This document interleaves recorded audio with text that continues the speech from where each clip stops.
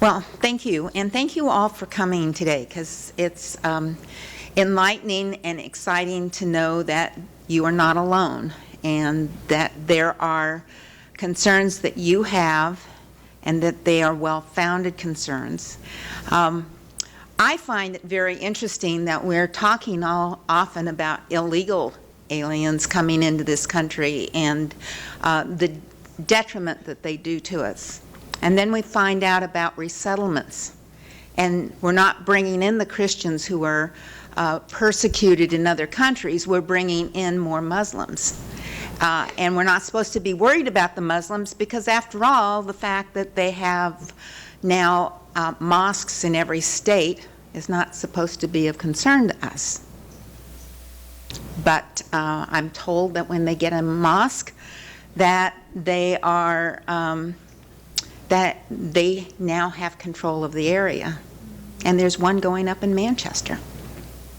So we do have to be worried. I mean, you turn around and look at Charles Jacobs, and I'm going off a little bit on a little side note here, but Charles Jacobs, who is down in Massachusetts, produced a film a few years ago called Losing Our Sons, in which he talked about the two fathers of the Carlos Bledsoe attack on one of our recruiters, in which he murdered our recruiter. Well, the sad thing is that Carlos Bledsoe was from a black family in Tennessee, raised in a Baptist family, went off to college, where the funds to have these Islamic type courses are going on, and he was indoctrinated there, went over to, I believe it was Yemen, to be trained, and then came back and did his deadly deed. And so Carlos's family also lost their son. And the situation that we had in Fort Hood, the situation that we had in the Boston bombing, and then just recently in Chattanooga. And the chilling thing about Chattanooga is that it's a repeat of what happened in Nashville with Carlos Bledsoe. And when are we going to wake up? A little aside note, because I do have the books out here, is Sam Blumenfeld. Just passed away about 2 or 3 weeks ago.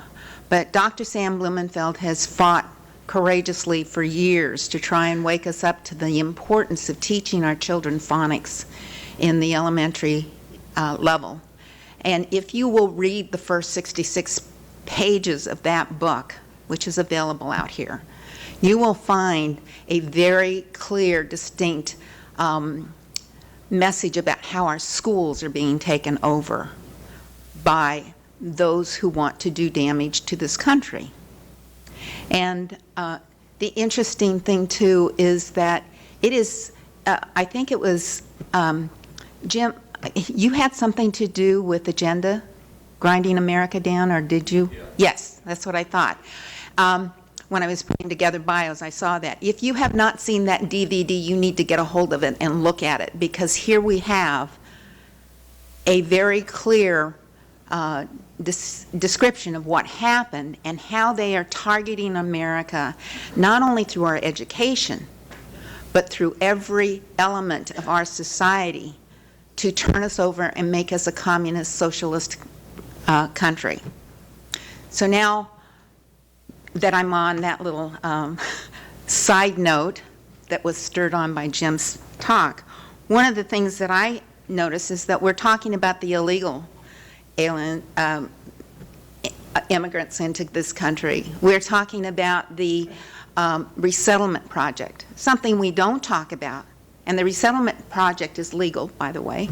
Whereas another place that we don't talk about is what we're doing in displacing American workers with H-1B visas. That's also a legal way to get into this country and bring others who, in all likelihood, might like to do us harm. We're in essence pushing, with that particular program, pushing Americans to the back of the bus. It's interesting that what we've done also in the process is thrown the plan that we had in the national origins formula that was in place from 1921 until 1965. That was a plan on what we wanted the fabric of America to look like. And instead, we threw it out and put in the Immigration and Nationality Act of 1965 and basically threw everything out and said, we don't care. We're going to go from a plan to whatever will be, will be. Under the National Origins Plan, our policymakers decided that they wanted to limit the number of unskilled immigrants coming into the country. They wanted to reunite families, and they wanted to secure the ethnic distribution of 1910. Now, that was primarily a European makeup. It didn't include the African countries, the Asian countries, or the Middle East countries. So it was, in essence, a little bit on the racial side. I know part of that, my grandparents came over and immigrated into this country from not only Japan, but also from Poland. And they came here because they wanted a better life. They wanted the American dream. They wanted to assimilate into this country. But in 1965, we decided we'd throw that all out. We don't care what it looks like anymore. We'll just invite everybody in, and that's why we are where we are right now. And we're faced, interestingly, with this myth that we're bringing in the best and the brightest from across the country, or we've got a skills vacuum in the United States. We don't have people that will take those jobs. When in reality, what's the result of the H-1B program is that we are not only underemploying, we're not employing, because we've got Americans who could have those jobs, but we've got PhDs that are doing things like administrative assistant work because that's all they can find. The H-1B program, which is part of the Immigration and Nationality Act, was supposed to be something that would help bring in workers who were, let me find that little bit of a note here, who were the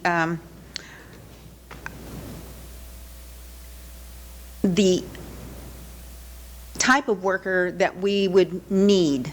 They were not they had to have bachelor's degrees or the equivalent. They were going to come here for approximately 6 years. They could have a second job if they wanted to, but their wages were supposed to be the same as the prevailing wage for their work. Well, in reality, what are our employers doing? Disney is the latest example, where they take IT workers who are experienced, who are well doing their jobs. They're not, but they get benefits. Guess what? So what do? They bring in workers from an outsourcing company who will take over these jobs because they're not as experienced. They don't have as many years under their belt. So now, instead of $100,000 a year for this person, I'm only going to pay him $65,000 to $75,000 a year. And I don't have to pay them any benefits. So now I've displaced a worker. I'm going to make that worker train the person that's going to replace them. And that person has no allegiance to this country. Like I said, when my grandparents came to this country, they wanted to assimilate into this country. They wanted to become citizens, and it took my grandfather from the time in the early 1900s until 1950s before he was even allowed to apply for citizenship. Because for several years, Japanese Americans were not allowed to apply for citizenship in this country. And yet, he raised his family to love this country. We were not allowed to necessarily converse in Japanese, but we were to learn English. We were supposed to serve in this country, and my father and my uncles did. And my one uncle, in fact, went into the internment camps and then was later released and came to serve in the 442nd, and then he came back and went into the internment camps until they were released. Those are the kinds of stories, but they still love this country. They do everything they can for this country. They assimilate into this country. So what I'm calling you to do, and I think this is what we need to call every candidate from either side, is we put a moratorium on all immigration until we decide what kind of plan we want to have for this country.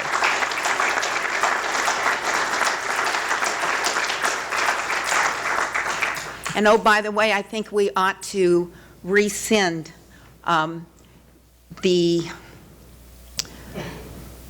change in our laws that we no longer, that we could have a dual citizenship, because I still do not know how you pledge allegiance to one country with a devotion to another.